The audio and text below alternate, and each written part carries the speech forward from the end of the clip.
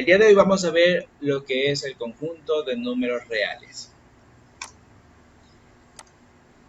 Como una pequeña introducción, la idea de número aparece en la historia del hombre ligada a la necesidad de contar objetos, animales, etc. Para lograr este objetivo, usaron los dedos, guijarros, marcas en bastones, nudos en las cuerdas y algunas otras formas para ir pasando de un número al siguiente. A medida que la cantidad crece, se hace necesario un sistema más práctico de representación numérica. Hemos utilizado los números y uno de los conjuntos que nos ha servido como referencia han sido siempre los números naturales, que contábamos de 1, 2, 3, 4, 5, etc., el cual se denomina como conjunto de números naturales, como le he mencionado. En algunas situaciones de la vida diaria, tales como para determinar el número que sumando 5 dé resultado por 2, del resultado 2, tener un sobregiro de $100 en una cuenta corriente, disminuir la temperatura de 25 a 20 grados centígrados en cierto instante de tiempo, debe deber cierta cantidad de dinero. Son muchas situaciones dentro de la vida cotidiana que se manejan con los números.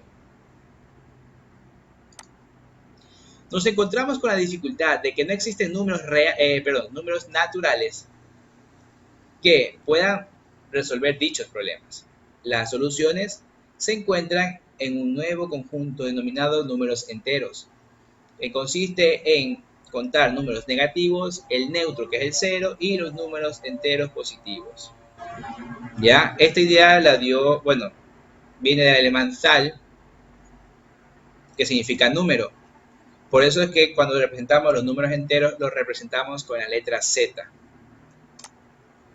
¿Existe algún número que multiplicado por 2 sea 1? En general, dados dos números enteros, m y n, sean cualquiera que sean estos números, existe un número entero x que multiplicado por n, cuando n sea diferente a 0, sea igual a m. La respuesta negativa a estas preguntas obligó a los matemáticos a una ampliación del conjunto.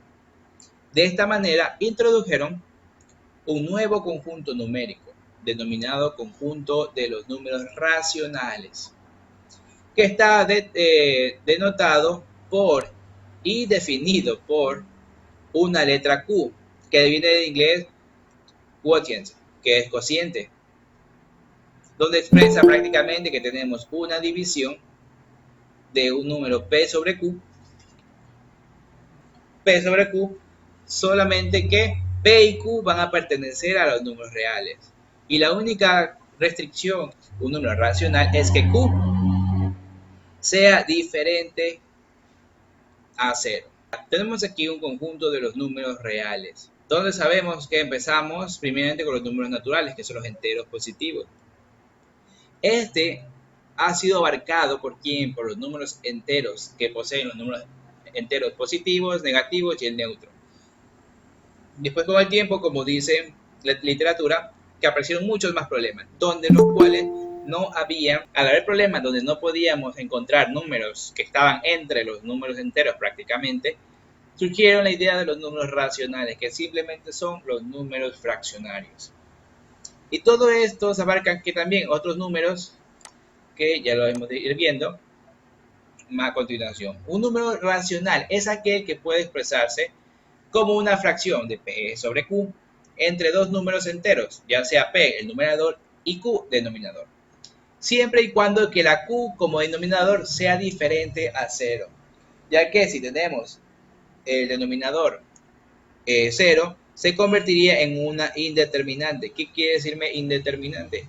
Que el resultado no está definido. Y todos lo pueden comprobar en las calculadoras. Pueden dividir cualquier número para 0. Y van a ver qué es lo que pasa. Les va a salir error. No se puede dividir. Correcto. ¿Por qué? Porque no está definido totalmente un número dividido para 0. ¿Pueden dividir 0 para cualquier número? Sí. Pero el 0 prácticamente como el divisor no está definido. Por esa razón que cuando usan la calculadora y dividen para 0, les sale error. Pero también existen números que no pueden ser representados como una fracción. A este conjunto se lo denomina conjunto de los números irracionales. Tales números existen, por ejemplo, la raíz de 2, raíz de 3, epsilon, que es la e, pi, entre otros. Tanto los números racionales como los irracionales forman el conjunto de los números reales. Expresado en forma matemática, me dice aquí que el conjunto de los números reales es igual a ¿qué? A la unión de los conjuntos racionales y de los conjuntos de los números irracionales. Esto ya es un poco lenguaje matemático. La siguiente figura muestra cómo se relacionan los conjuntos numéricos relacionados. Como lo hemos visto, partimos de dónde? Podemos partir de atrás hacia adelante, es decir, que los números reales están conformados por los números racionales y los números irracionales. Pero ¿qué pasa aquí? Dentro de los números racionales se encuentran subdivididos, están los números enteros. Dentro de esos números enteros encontramos también una división, que son los enteros positivos, el cero o neutro, y los números negativos. Aquí también me faltó decir que dentro de los números enteros positivos se encuentran en sí lo que son los números naturales. Y también otra subdivisión de los números naturales, que son ¿qué? Los números primos y los números compuestos. Los números primos son simplemente los números que son divisibles para sí mismo y para la unidad. ¿Ya? Y los números compuestos son prácticamente divisibles para sí mismos y para otros números primos. Y también divisibles para uno. La recta numérica. La recta numérica es una muy ilustrativa representación gráfica de los números. Se puede utilizar una recta dibujada de manera horizontal sobre la cual seleccionamos un punto y lo marcamos con el 0, que es el origen. ¿Sí? La mayoría de cosas que vamos a ver más adelante van a llamarse al 0 el origen, el punto de inicio. Este punto representa el número 0. Si queremos identificar un número positivo, siempre lo vamos a marcar hacia la derecha del 0, mientras que si es negativo, lo marcamos hacia la izquierda, siempre del 0. A esta recta se la denomina recta de los números reales. Y aquí la tenemos. Es simplemente una línea horizontal donde primeramente se coloca el punto 0 o el origen, y a partir de ahí todos los valores que tenga a la derecha son enteros positivos y todos los números que estén al lado izquierdo van a ser los enteros negativos o números negativos. ¿Ya? En esta recta, para definir que no hay límites de números negativos o positivos, se colocan los infinitos. Hacia el lado izquierdo, el infinito negativo, y hacia el lado derecho, el infinito positivo. Ahora vamos a ver algo muy importante, chicos. ¿Sí? Muy importante. Lo que es la jerarquía de operaciones. ¿Qué es jerarquía de operaciones? Un polinomio es una expresión en la cual se combinan diversas operaciones. Para resolver un polinomio aritmético se tiene en cuenta la jerarquía, que es simplemente el orden de las operaciones y de los signos de agrupación. Para ello nos podemos basar en un triángulo, en el cual comenzamos siempre desde la base hasta la punta, como que vamos a ir escalando. Tener muy en cuenta los signos de agrupación, que son los paréntesis, corchetes y llaves, de los cuales se responde, se resuelve o se responde en ese orden. Primeramente, usaremos lo que son, resolveremos lo que son paréntesis. Luego, una vez que le hemos eliminado todos los paréntesis, procedemos con los corchetes. Y por último, si es que hay llaves, se hace o se resuelven las llaves. En ese orden, siempre tener en cuenta eso. Luego, ¿qué hacemos? Vamos al siguiente escalón. Resolvemos lo que es la radicación y potenciación. ¿Sí? Tener en cuenta eso. Radicación y potenciación se resuelven. Luego, después de resolver eso de ahí, pasamos a resolver productos y cocientes. Es decir, multiplicación y división. Y por último, lo que es la suma y la resta. Recuerden, Es muy importante resolver eso. Lo que es la suma y la resta. ¿Ya? Siempre al final. Para que no haya ningún inconveniente. Ahora, ¿qué pasa si yo tengo multiplicaciones y divisiones? Bastantes. De una sola y no tengo paréntesis. Por ejemplo, aquí tenemos que tener claro que para operaciones del mismo orden, es decir, de la misma escala, si tengo multiplicación, división, sumas, restas, radicación, potenciación, se resolverán o se realizarán siempre de izquierda a derecha. Muy importante eso. Siempre de izquierda a derecha. Si yo tengo una multiplicación y después una división ahí al ladito, recuerden, primero multiplico y luego divido. ¿Sí? Siempre en ese orden, de izquierda a derecha, en este orden. Lo que es, primeramente, resolver signos de agrupación, que son paréntesis, corchetes, llaves, radicación, potenciación, luego producto y cociente, y por último, suma y resta. Y resolver cada paso en el mismo orden si están dentro de signos de agrupación. Importante eso también. Que si yo tengo radicación, tengo producto, tengo suma y resta dentro de un paréntesis, resuelvo en el mismo orden. ¿Sí? Hasta resolver el paréntesis, es decir, hasta eliminar el paréntesis. Y de ahí sigo con las otras operaciones posteriores. Vamos a ver la relación de orden de los números enteros. Tenemos aquí una recta numérica y al observarla se aprecia que los números enteros están ¿qué? Ordenados. De tal modo que un número es mayor que otro, mientras se va a la derecha. Ahí tenemos un ejemplo, tenemos menos 3. A la derecha siempre va a ser un número mayor a menos 3, que en este caso es menos 2. Y posterior al menos 2 está el menos 1 y sigue subiendo siempre hacia la derecha. Es muy importante esto de aquí. Deben acordarse que todo número va a ser mayor al número que está a su izquierda. El 0 en este caso es mayor al menos 1. El 3 es mayor a 2, siempre que esté a la derecha. Con el objeto de precisar este orden, se define una relación de mayor que entre los elementos de los números números enteros.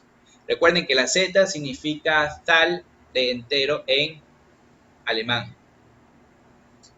Y bueno, volviendo al tema, mayor que se simboliza por el signo que tienen ahí, que significa mayor que.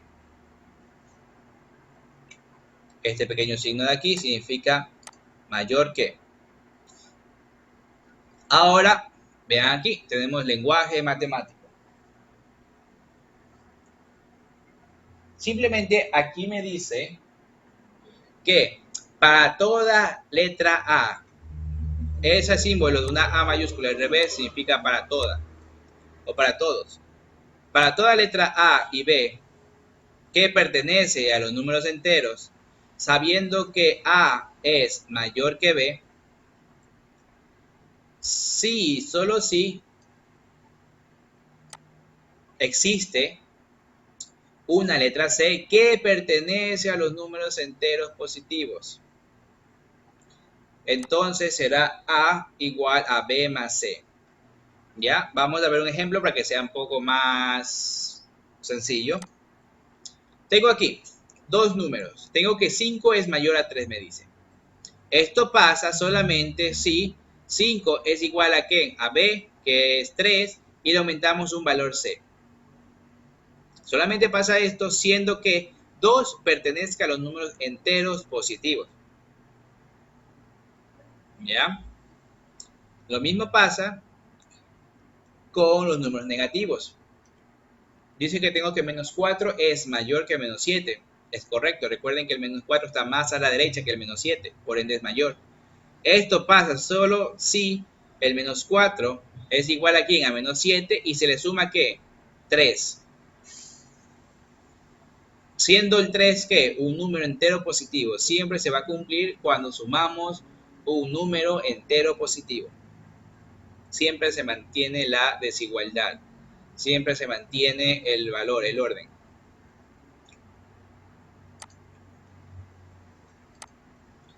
Otras relaciones que se deben considerar son lo que es menor que, el símbolo ya saben cuál es,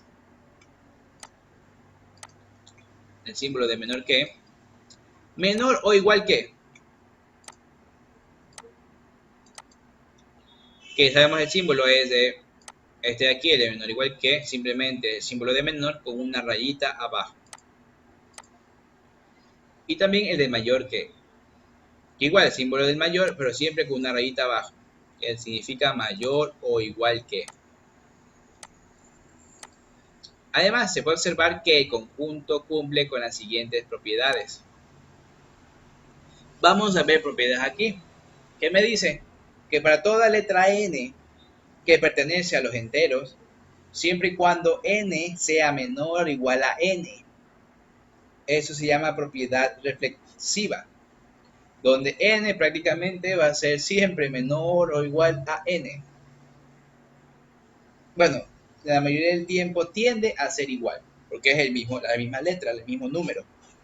Ahora, vamos a ver la segunda propiedad, la propiedad transitiva, que para toda letra M, N o P que pertenezca a los números enteros, siempre y cuando M sea menor o igual a N y N sea menor o igual a P, se mantiene que solamente M va a ser menor o igual a P. ¿Ya? Es como por lógica, sabemos que M es mayor que N. Por lógica aquí dice que M es mayor que N, pero decimos que N es mayor que P. Es decir que M, obviamente, M al ser mayor que N, también va a ser que mayor que P, como está aquí. Perdón, bueno, error mío, perdón. Estoy hablando con el signo menos, negativo, perdón, menor que, perdón. Esto es con menor que. Sabemos que M es menor o igual a N. Es decir que N, ¿qué pasa? Va a ser mayor a M. Pero ¿qué pasa en el otro? Que si yo tengo que N es menor o igual a P,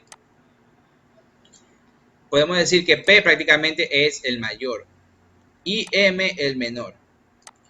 Por esa razón, yo puedo decir que M es menor o igual a P.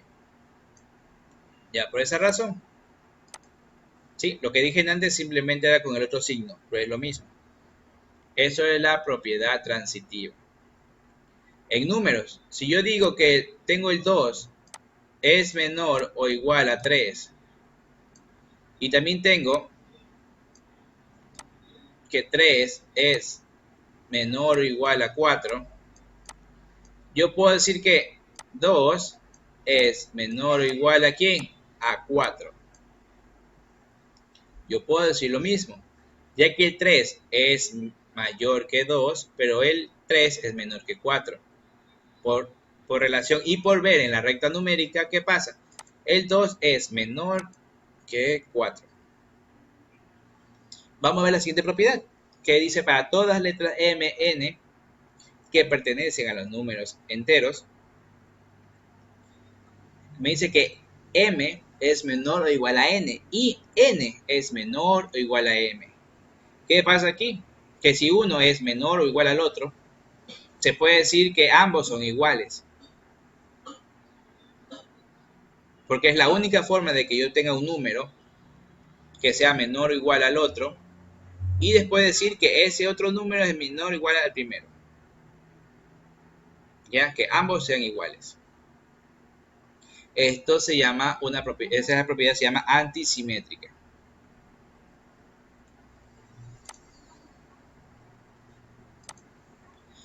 Vamos a ver la relación de orden de números reales.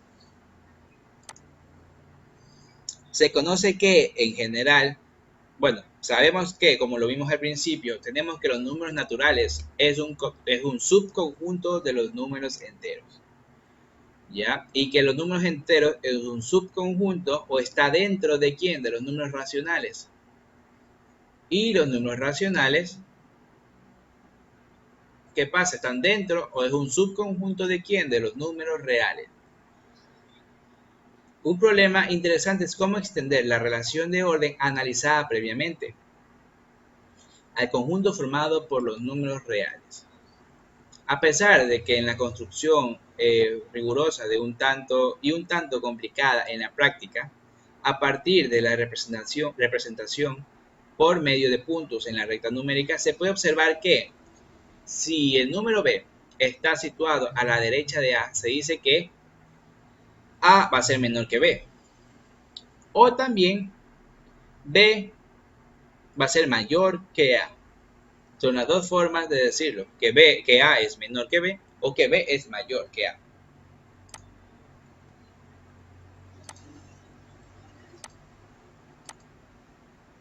Es importante determinar cómo influyen sobre la relación de orden las operaciones de adición y multiplicación de números reales. Las siguientes propiedades ilustran esta influencia. Tenemos que una de las propiedades dice que para toda letra A, B y C que pertenecen a los números reales, sabiendo que A es menor o igual que B, solamente si a A y a B se le aumenta C, se mantiene la desigualdad. Por ejemplo, si yo tengo que digo que 1 es menor o igual que 2, ¿qué pasa si yo agrego un valor C? Es decir, le agrego el mismo valor a ambos. Más 1. Pongámosle más 3 ya. Más 3 y más 3. Sería aquí 3 más 1, 4. Y 2 más 3, 5. Y la desigualdad, ¿qué parece? Se mantiene. Es igual, se mantiene. No hay ningún cambio. El signo de desigualdad se mantiene. O sea, al principio decíamos que 1 era menor o igual a 2. Ahora agregarle un valor C a ambos, ¿qué pasa? La desigualdad se mantiene, que 4 es menor que 5.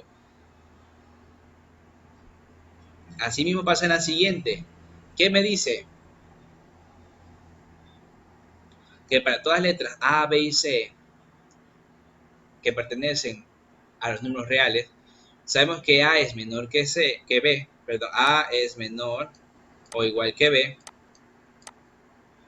siempre y cuando C sea mayor a 0.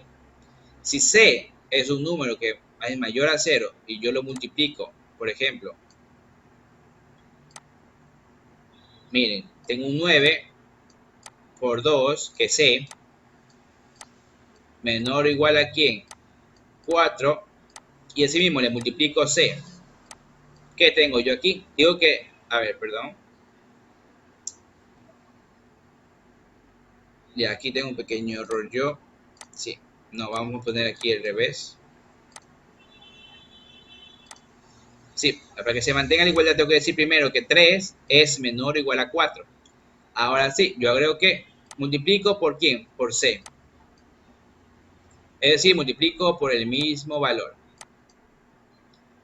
¿Qué pasa aquí? Siempre y cuando C sea mayor a 0, la desigualdad se mantiene. Por ejemplo, 3 por 2, 6. Menor o igual a ¿qué? 2 por 4, 8. Y se mantiene la desigualdad, donde 6 es menor o igual a 8.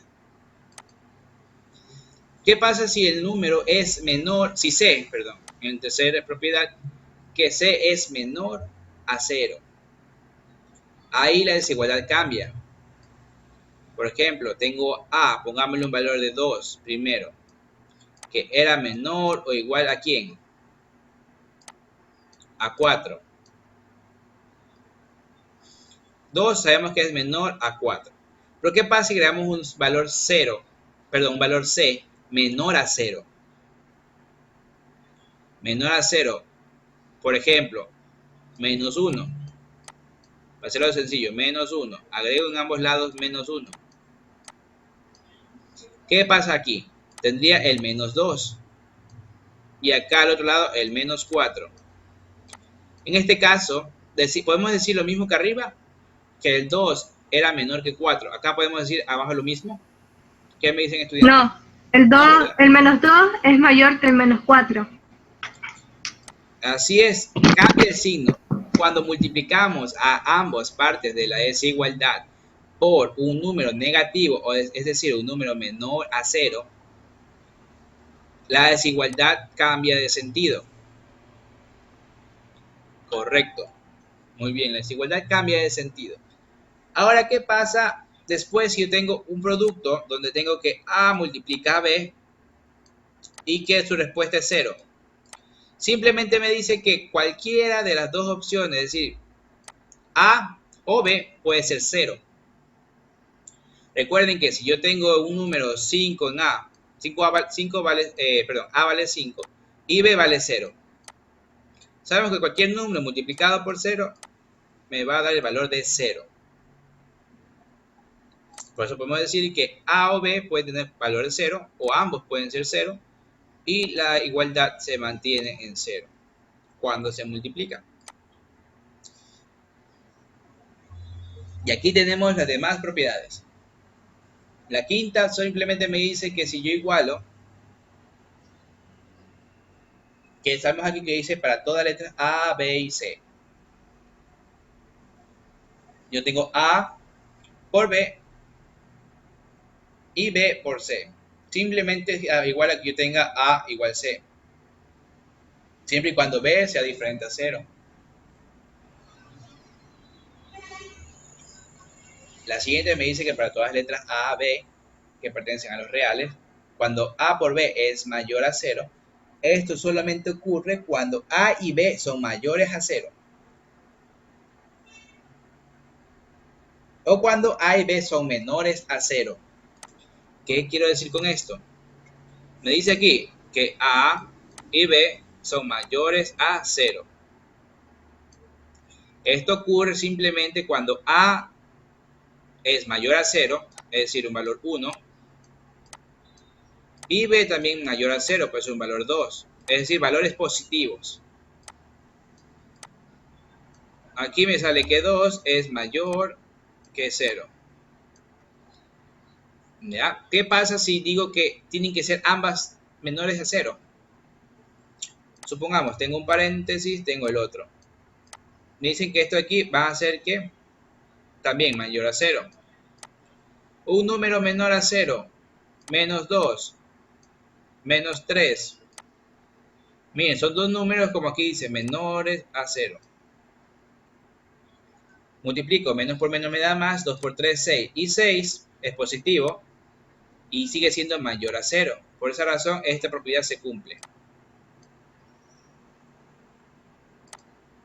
Y les estoy demostrando con ejemplos sencillos. Ahora, ¿cómo yo hago que B por A, o bueno, A por B sea menor a 0? Fácil, que un número debe ser positivo y otro negativo. Esto es lo que ahí me dice aquí. Por ejemplo, A debe ser mayor a 0, es decir, positivo, y B negativo. O a su vez, que A sea negativo y B positivo. Siempre y cuando uno sea positivo y el otro negativo, al multiplicar A por B va a ser menor a 0.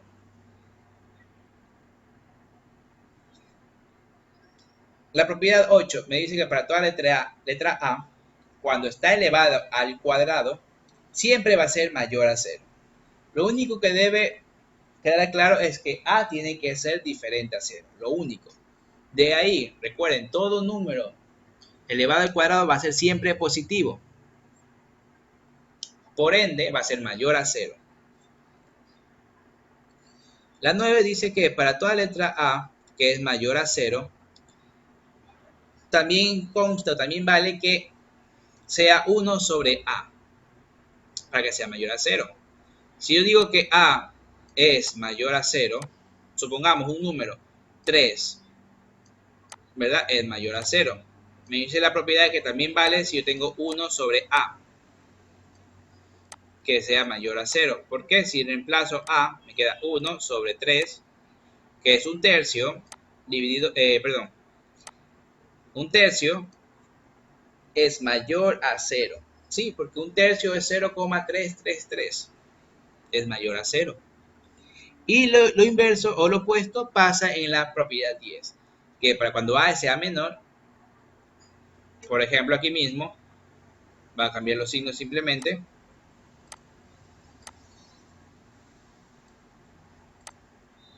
¿Qué pasa cuando A es menor? Para que A sea menor, tengo que darle valor negativo. Es decir que para que sea negativo, tengo que dar el valor de negativo. Y ahora sí me dice que menos un tercio es menor a 0. Simplemente hemos jugado con los números enteros positivos y negativos.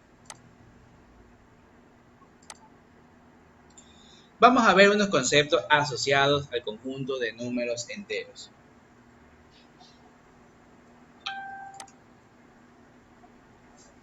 Vamos a ver los divisores y múltiplos de un número entero. Sabemos que si A, B y C pertenecen a los números enteros, cumplen la relación que C es igual a producto de A y B, es decir, C es igual a A por B, entonces podemos decir que A y B son factores o divisores de C. En tal caso, C es múltiplo de A y B. Para darlo un poco más a entender, aquí tenemos un ejemplo. Decimos que menos 20 es múltiplo de 10. ¿Por qué? Porque menos 20 es igual a ¿quién? A menos 2 por 10. ¿Ya? En ese momento podemos decir que el 20 es múltiplo de 10. También podemos decir que 20 es múltiplo de menos 2. Ahora tenemos el 2, que es un factor o divisor de 20, ya que el menos 20 es igual a 20 por, 20 es igual a 2 por menos 10. Simplemente podemos decir también que es un divisor.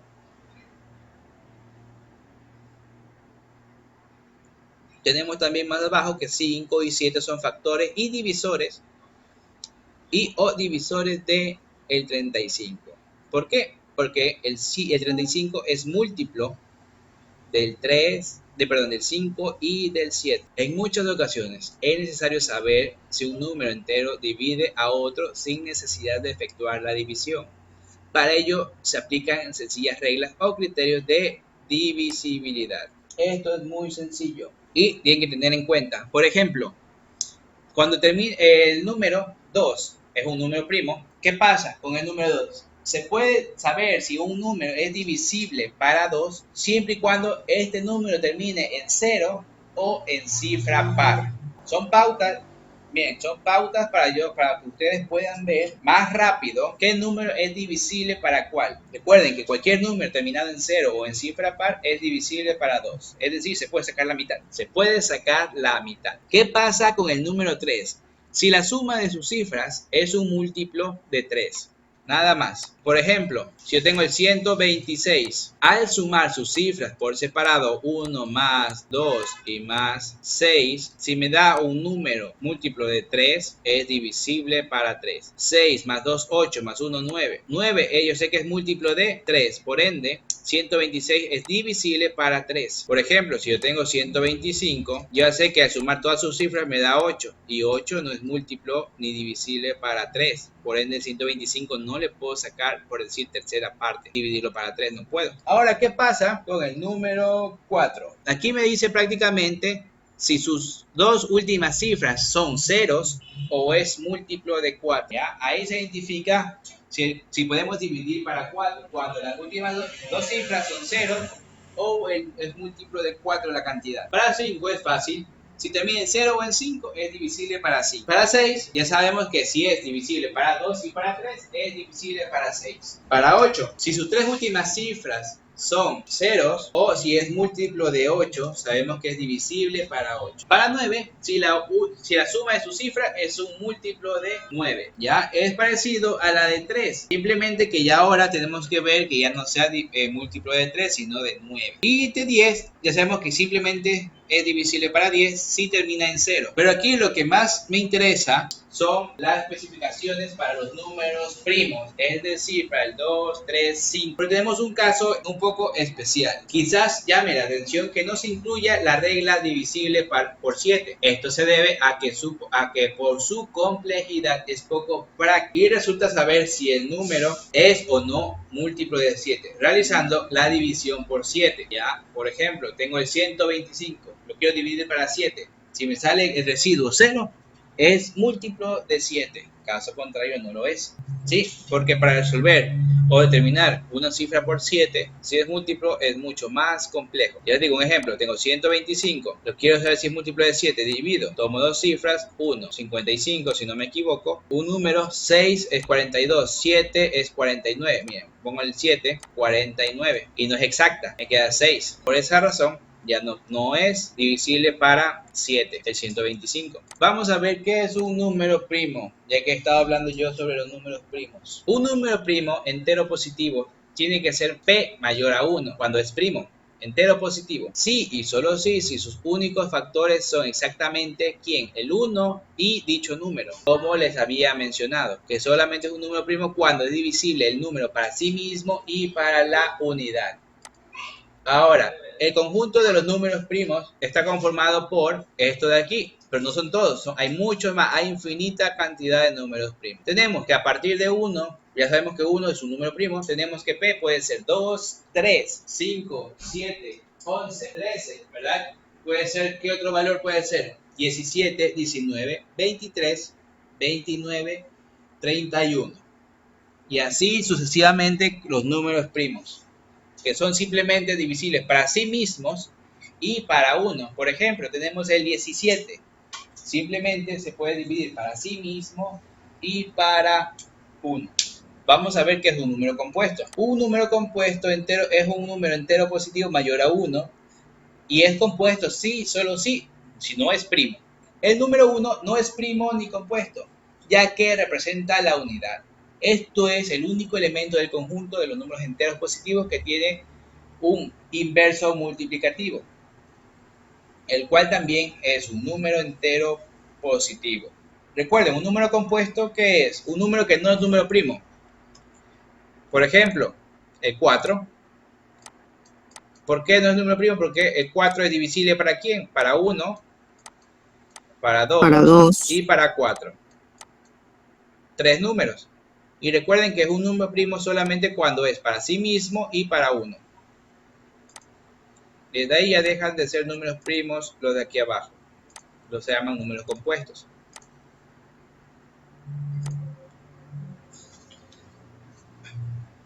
Ya, y por último vamos a ver el día de hoy lo que es el teorema fundamental de la aritmética.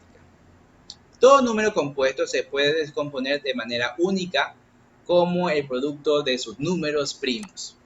Por ejemplo, descomponer el 87, 105 y 2310 en factores primos.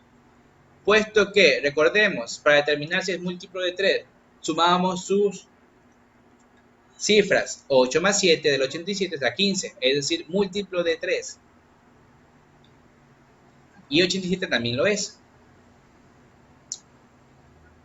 Efectuando la división por 3 obtenemos otro factor que sería 29. Y el 29 es número primo, es decir que el 87 es igual a 3 por 29. Y al ser divisible para 3, para 29 y para 1, el 87 viene a ser un número compuesto. Hacemos lo mismo con el 105, que como termina en 5, sabemos que es divisible para 5. Al dividirlo tenemos otro factor que es 21, el cual se puede descomponer en 3 y 7. Es decir que el 105 es igual a ¿qué? A 3 por 5 y por 7. Y por último, el 2310 es un número muy grande y lo iremos dividiendo sucesivamente por otros números primos menores que él. Aquí tenemos, como termina en 0, sabemos que puede ser par. Le sacamos prácticamente la mitad, dividimos para 2 y obtenemos 1155. Sabemos que es múltiplo de 3 porque al sumar sus cifras me da un múltiplo de 3. Es 1 más 1 más 5 y más 5 me da 12. 12 es múltiplo de 3. Sacamos la tercera parte. Después de sacar la tercera parte me queda 385. Al sumar sus cifras me da 16, que no es múltiplo de 3. Por esa razón, vemos que el último número es un 5. Y al ser un 5 su último número, podemos dividir para 5. Y me queda 77. Ahora vemos que 77 sí es múltiplo de 7. ¿Por qué? Porque ambos son 7. Al sacar la séptima me queda 11. 11 es múltiplo de 11, saca la onceava y queda 1. Una vez que el residuo me quede 1, ya tengo todos mis factores primos de mi cantidad buscada, que en este caso de 2310 es igual a 2 por 3 por 5 por 7 y por 11.